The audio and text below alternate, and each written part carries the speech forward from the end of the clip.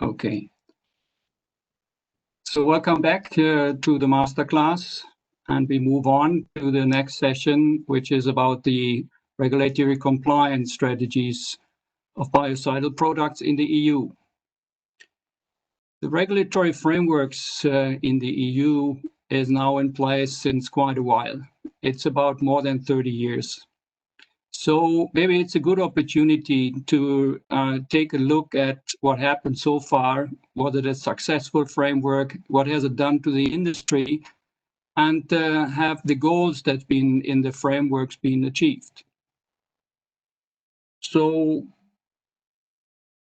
I will take you now on a tour de force, so that we look a bit into why the authorities, the European authorities, moved from the so-called Biocidal Product Directive and issued a new one, which is now the Biocidal Product Regulation. And then we will look into the authorization processes, and particularly also into the biocidal product registrations. One of the key elements is the so-called technical equivalence, and we will spend a bit of time on this. Then what are active substances and the suppliers, what are the rules? And another very important piece is the data sharing. We are all currently, or the entire world is currently in a very particular situation, and it's battling this COVID-19 virus. So the authorities have also reacted here and introduced a kind of fast-track authorization for disinfectants. We will also touch that point.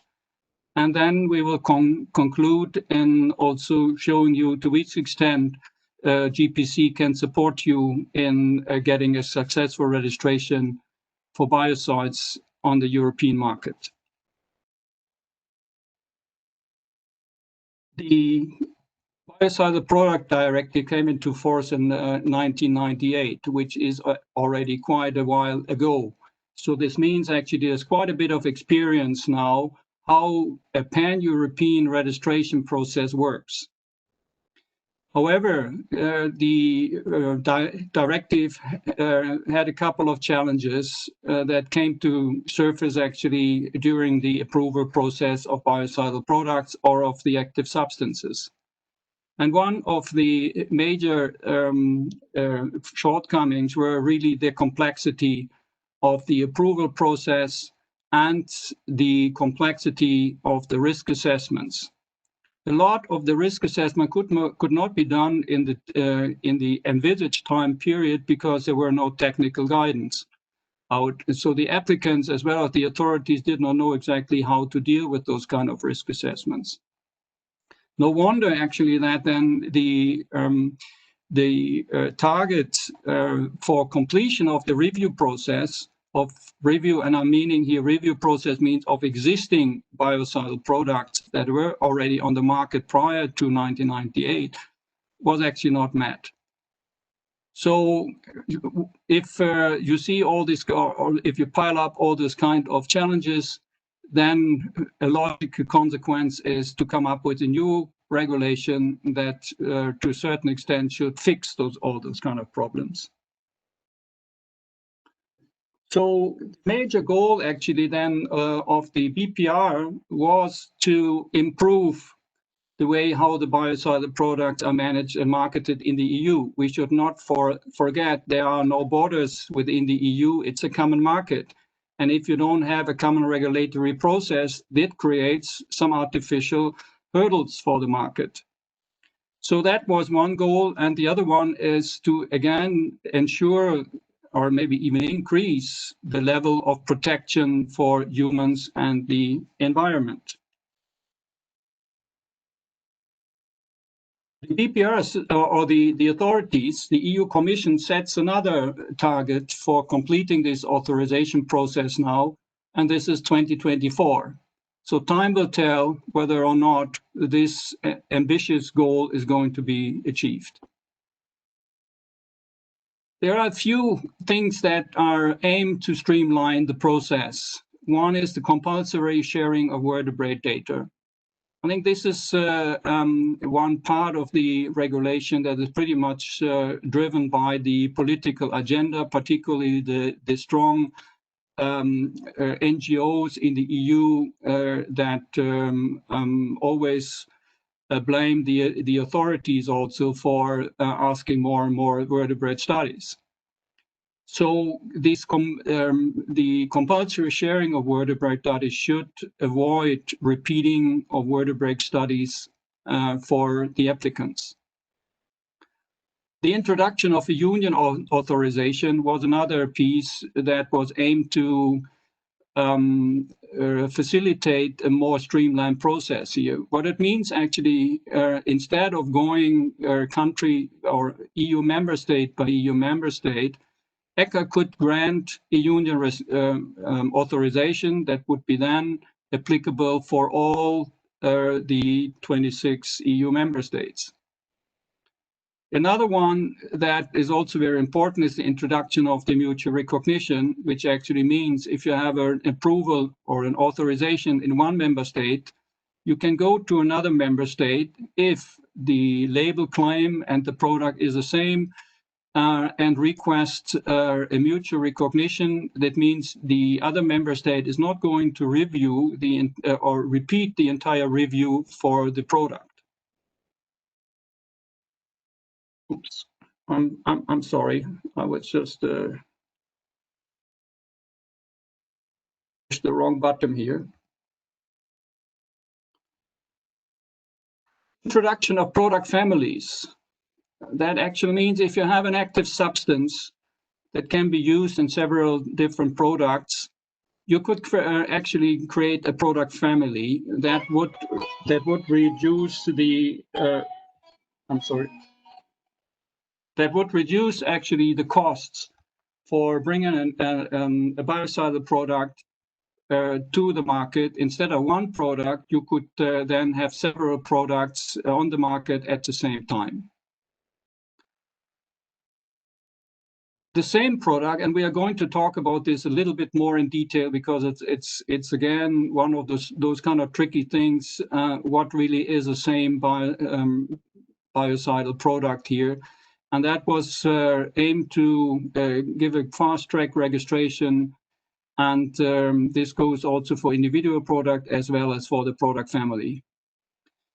And the last point here, very interesting for the industry, the reduction of the registration fees, particularly for the small and medium-sized enterprises.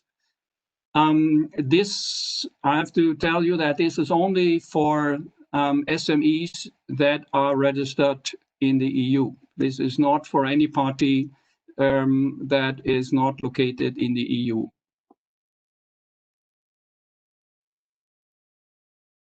What is now new in the biocidal products regulation? It remains a two-tier process, actually. So the approvals are going to be given for the active substance and for the biocidal product that contains that particular active substance. And as under the biocidal product directive, a number of biocidal active substances as well as product were approved, and they are now re-reviewed in the under the BPR. There are actually cases where biocidal products contain two active substances, where one might already be approved under the BPR, the other one not yet. So in that respect, then the approval of the mixture product is being extended until both of the active substance, or even if there are more, until the final active substance has been approved. A very interesting situation popped up actually at the beginning of the, or at the stage of the introduction of the BPR, is that the EU manufacturers actually had to comply with the requirements of the BPR, where there was still a loophole for the importers, which has not been so strictly regulated under the BPR. But this loophole was actually then blocked in September 2015 with another regulation. And this then actually led to the ECHA activity to list all the active substances that were in the BPR process. That means even been registered and are in the renewal process or have been notified by any party for the support of the active substance under the BPR process. So ECHA lists is actually by active substance and the organization and the specific use, the product type. So, and the specific conditions are now that the active substance in a product must be on the Article 95 list. That means has to be listed. So this active substance can only be, only the active substance by this manufacturer that is listed can be used under the BPR process and in the product, biocidal product.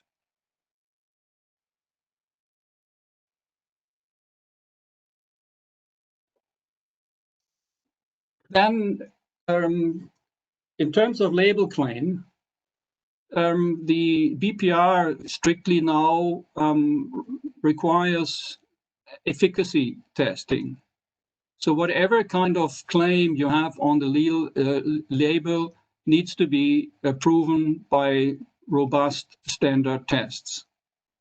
It can be a challenge once in a while because not all users being covered by standard tests, meaning either by European tests or standard tests or American or by ISO tests and all those kind of standard testing procedures. However, then those kind of tests need to be then discussed with the authorities and the protocols has to be agreed up front. So the BPR now, I think also changed a bit the wording or the text on the labels, which of course it has to be in line with the classification, labeling, and packaging directive. So I think important here is particularly the uses and the instructions for use. Anything like dilution rates, time needed for the effect, and others need to be mentioned on the label, along with the first aid measures, adverse effects, and precautions. I think that is probably not so new because the classification, labeling, and packaging directive gives a lot of advice here as well. Product types. The the product directive mentioned 23 product types, divided in 4 groups. This has been pretty much been taken over by the biocidal product regulation, but one product type was cut. Now we have only 22 product types. Moving on to the authorization process.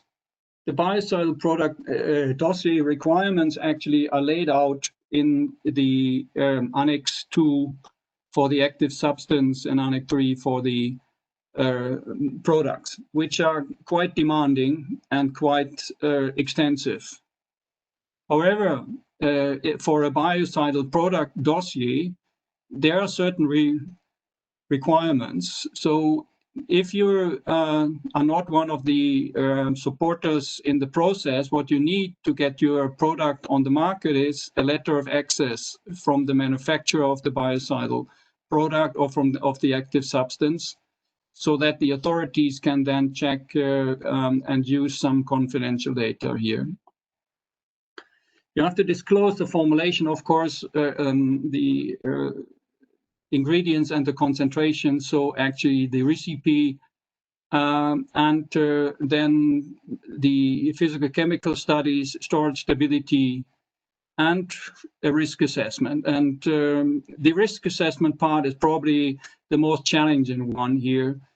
Though apart from just I think 3 or 4 PTs, product types, there are no emission scenarios that give you strict guidance you have to follow. So you have to do a kind of risk assessment, which is part of the entire dossier then. And it, of course, covers not only the physical-chemical properties, it also covers toxicology and the effect on the environment.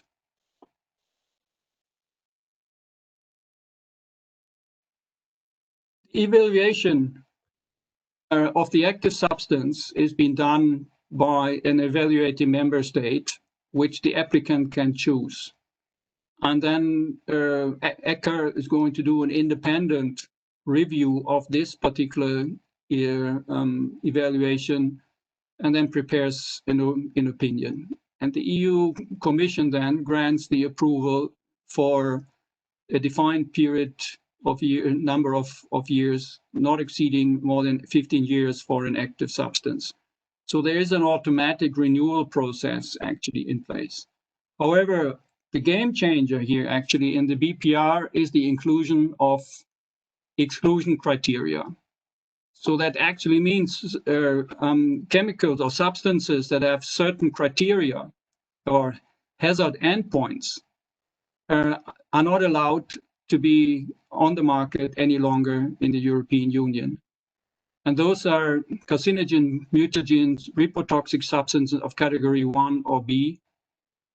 And then this is a new requirement, endocrine disruptors.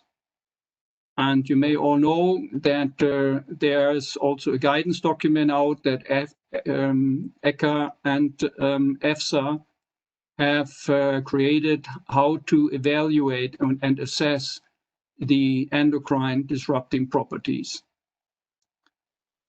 Then compounds that meet the PBT criteria, the same criteria as mentioned under the REACH regulation, and the same goes then also for the very persistent and very bioaccumulative substances.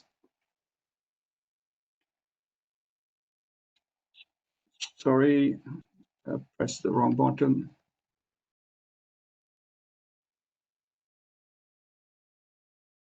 And another hurdle has been put up here, and that is the introduction of the candidate of substitution. So substances are supposed to be phased out after a certain period of time if there are concerns for humans or for the environment. This is not actually new, or actually it was been introduced to the biocidal product regulation, but it has also been taken over in the new regulation for pesticides. So it is clearly driven by the political agenda of the EU Commission to have less toxic and to reduce the impact, particularly also on the environment.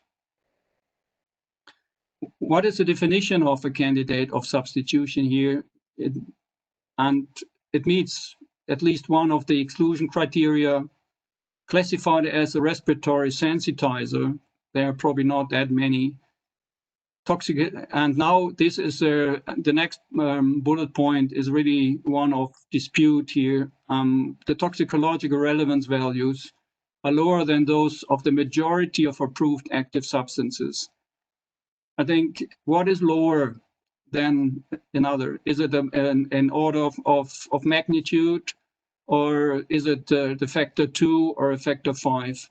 So that is actually not exactly clear how this is going to be, and it can be taken on a case-by-case basis, and particularly also how many active substances are registered for a product type.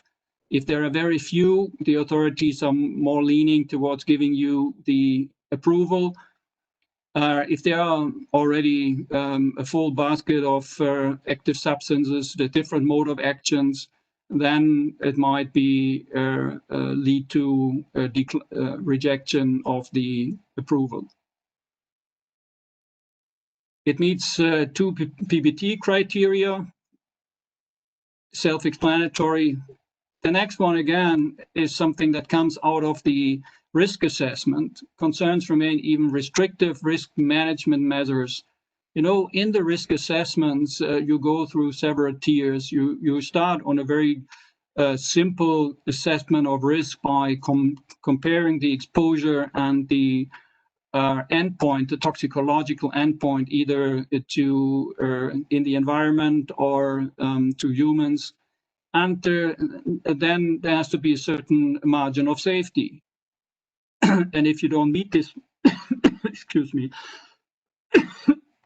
if you don't meet this margin of safety, you go to the next tier and refine the risk assessment.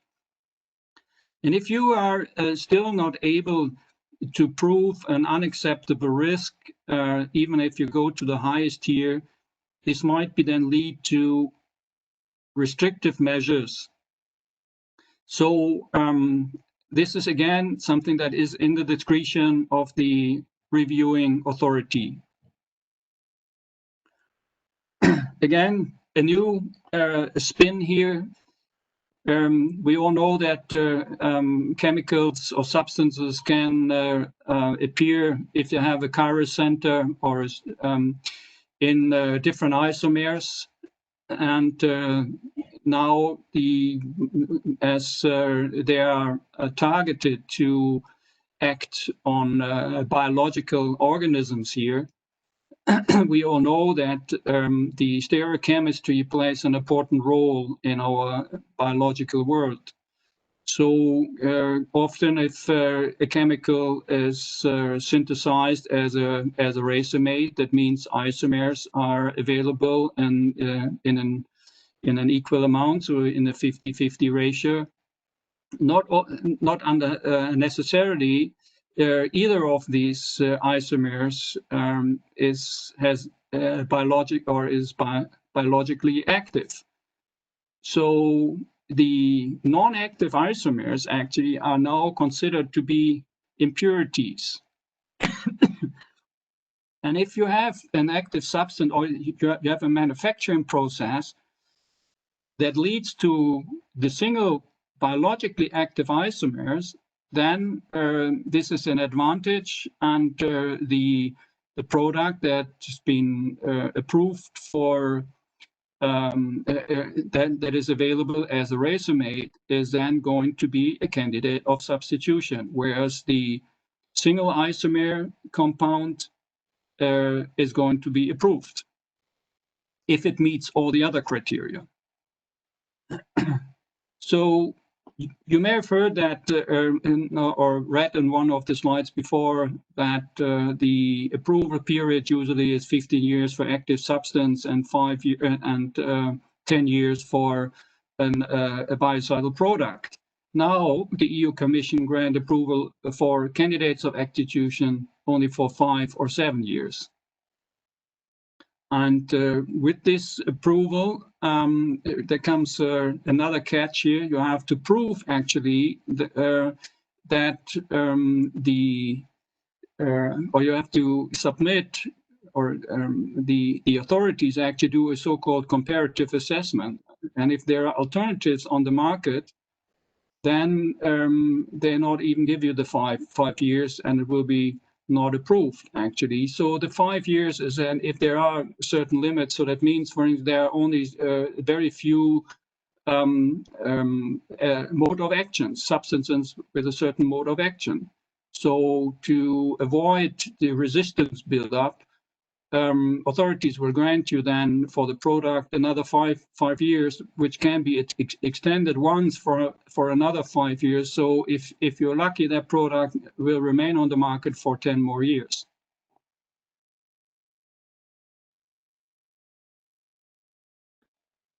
There are no options. You have to select actually when you plan to go on the European market here. and it needs a good and well thought through marketing plan.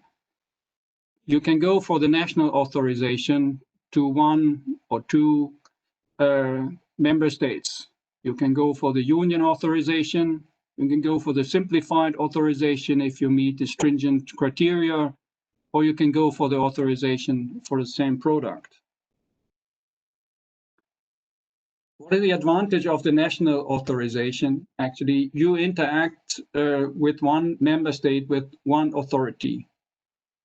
The good thing here is that you can apply for the registration in one member state, and at the same time you can apply for the mutual recognition to another member state. Or if you're not sure whether or not you get the approval for your product, you can also go after the approval. So that means you can go in sequence, or you can go in parallel to another member state, actually. Yeah. And the review time is about 1 year. I say intentionally only one year. That is written in the books, but usually it may take a little longer because there are this discussion. There might be some additional requirements raised by the authorities. All this will then add up, and getting a registration within 1 year is very unlikely.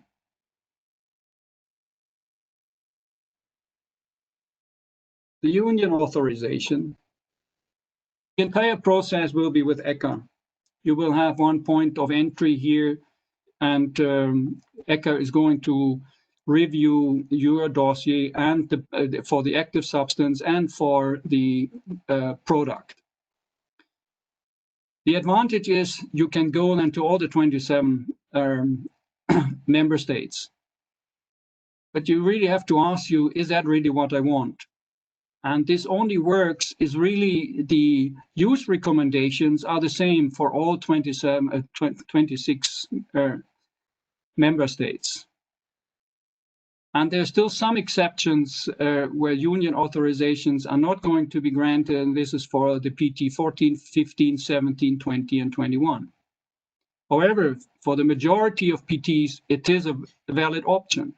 It all depends on your marketing plan and on your strategy. However, as you deal with this big authority or with a big agency, it could be a time-consuming process. Simplified process. It comes a lot of ifs. It is a process that might be valid for a small number of products. Particularly also here, which is a bit of disappointing actually, is because there might be more and more nanomaterials coming in the future, is that the products that contain nanomaterials are being excluded here. However, it is another process route to get a registration, and again, it needs some thorough thinking. Is that for your product of interest a valid route? Same biocidal product, actually, that is something that if you have a marketing plan that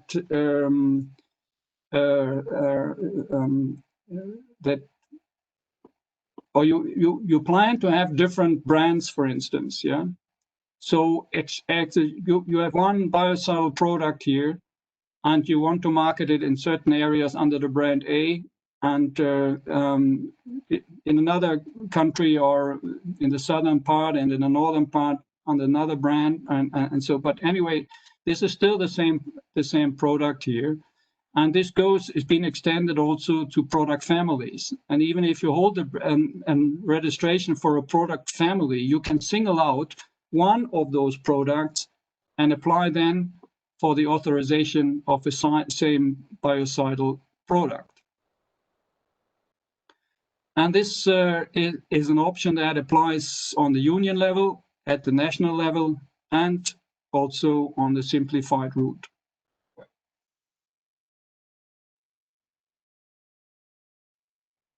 Technical equivalence is one of the key elements of the entire process. I always call this is your admission ticket. The technical equivalence is something that applies to actually all parties. We all know that the industry is moving around the manufacturing sites from one country to another country. There may even have some changes in the manufacturing processes, but all those kind of things need to be addressed and need to be notified to the authorities. And so that, and of course, the first bullet point here is the substance is produced from a source other than the reference source.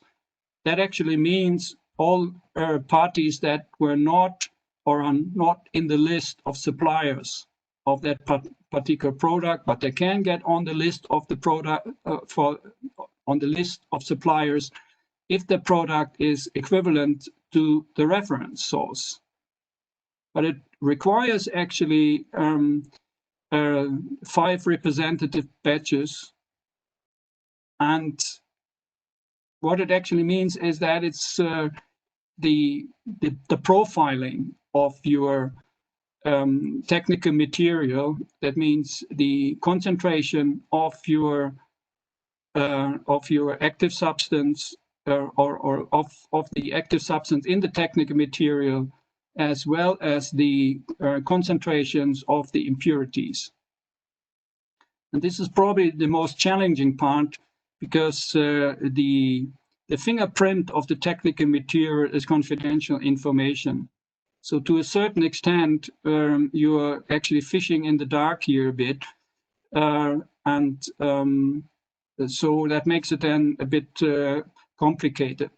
However, there are a couple of rules you can, or a couple of measures you can take here. First of all, impurities of toxicological concerns, they are actually mentioned in the documents that are released by ECHA and describe the identity of the technical material. So one of the classical examples here is, for instance, dioxin.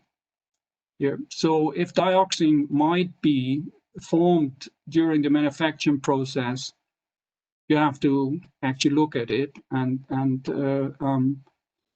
prove that the formation of dioxin is below the toxicological threshold. However, if you follow the same manufacturing process as the original or the inventor's process, then most likely you have a chance that you don't have any new impurities in your technical material. However, if you engineer the manufacturing process, the chances of having new impurities are higher. And that means that actually you are not going to pass the tier 1 assessment. Most likely you will be triggered into the tier 2, which might then entail quite a bit of additional toxicological testing.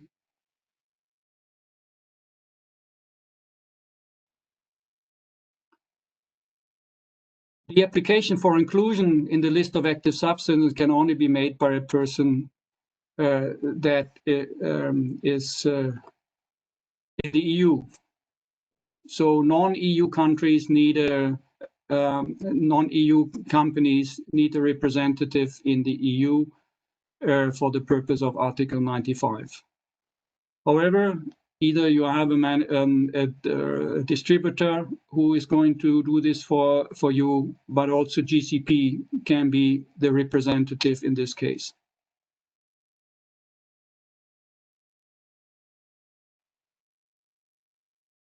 As I said earlier, ECHA regularly updates this Article 95 list, and all the new suppliers are mentioned there. And I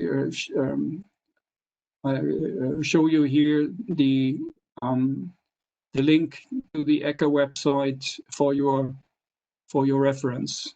And whatever kind of plans you have for your biocides in the EU, it's worthwhile to check this kind of list at the right from the beginning.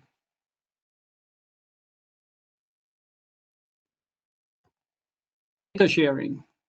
I think it's a good move for all parties here to have this now as mandatory or as an obligation in the regulation. It is mandatory for vertebrate studies. And when I'm talking about vertebrate studies, I'm not only talking about mammalian studies, it also includes fish studies.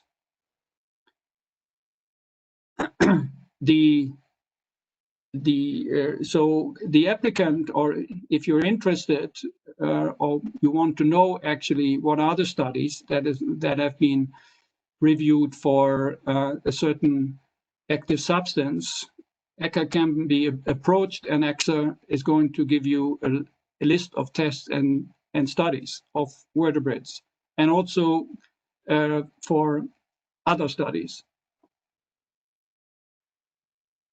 However, the problem here is in the so-called data compensation then, because the party who owns the studies is not going to give the data for free unless the data data protection has expired. So the past has shown that there were a lot of disputes about the proper way of evaluating the value of a study and what is a proper data compensation for this kind of studies. However, as ECHA is also be informed, ECHA can be approached to assist in finding a resolution. And I think that in the past it has been found to be very useful. Usually the proposals given by ECHA are being accepted by the parties. However, if the parties cannot come to a conclusion here or to an agreement, then a lawsuit can be filed in the national court. What we have seen in the past as well is that ECHA takes vertebrate studies, even if an agreement has not been granted or has not been finalized. So I think it really shows you that ECHA takes it seriously to avoid any additional vertebrate testing.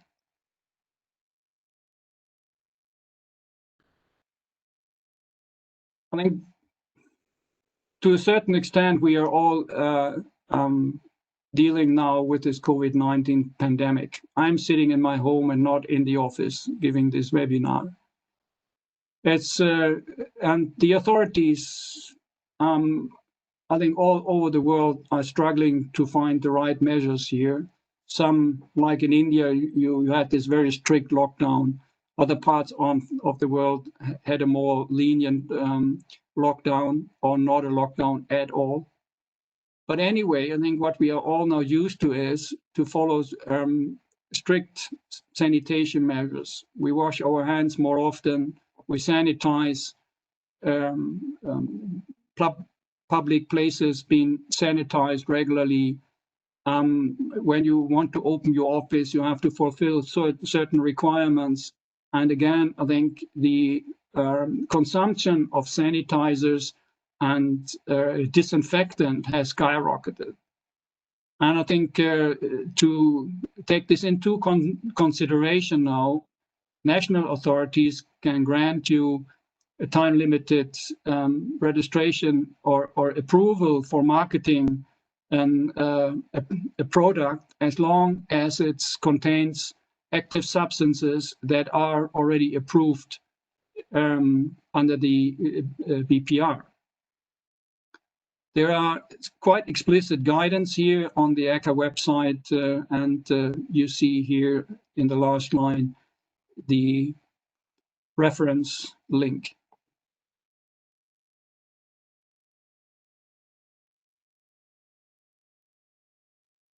I talked a lot about the difficulties this new BPR is putting to the biocide industry here. However, where there are some problems, there are always opportunities here. And given the political agenda in the EU, if you have new active substances that are more beneficial than existing active substances, either in terms of efficacy or in terms of side effects on humans and the environment, this is now the time to push those kind of substances to the authorities. But it also means whatever are your plans and aspirations for the European market, it needs a sound regulatory strategy. And so GPC is in a position to be your partner here and developing a sound strategy, including timelines and a budget proposal here. Because entering the European market requires quite some investments. And it's in your best interest to ensure that the good money you are going to spend to get on the market is going to be paid back at a later stage.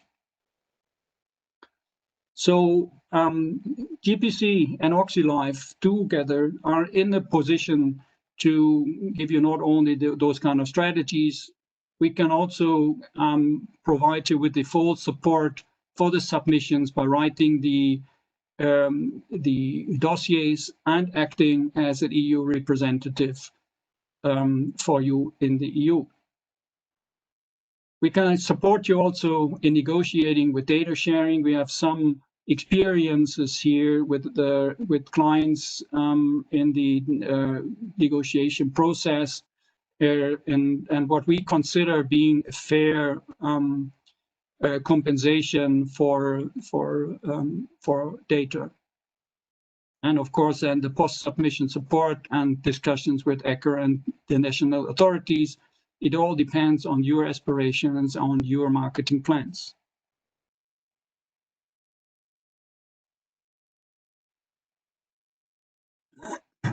As I said, a couple of concluding remarks. The preparation and for entering the European market is absolutely key. You don't want to waste your money. You want to invest your money on products that have a high potential of success.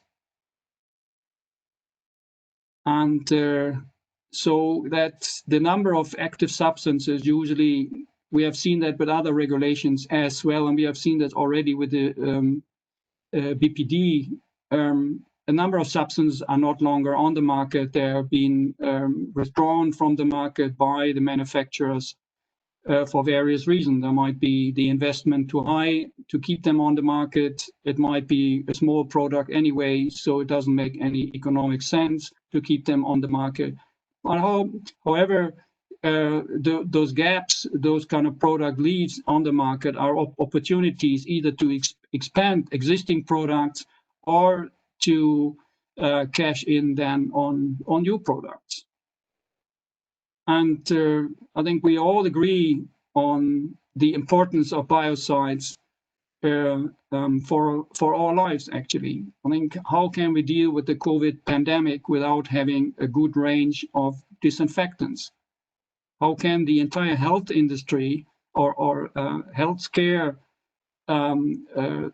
sector deal without highly potent disinfectants? So there is biocides will continue to play a very, very important part of the toolbox we have. And so in that respect, not only COVID-19 pandemic has been demonstrating that to all of us, it also has been shown earlier, but it hasn't been on the headlines yet. So I think with that, I would like to conclude and thank you for your attention, and I'm happy to take your questions. Thank you.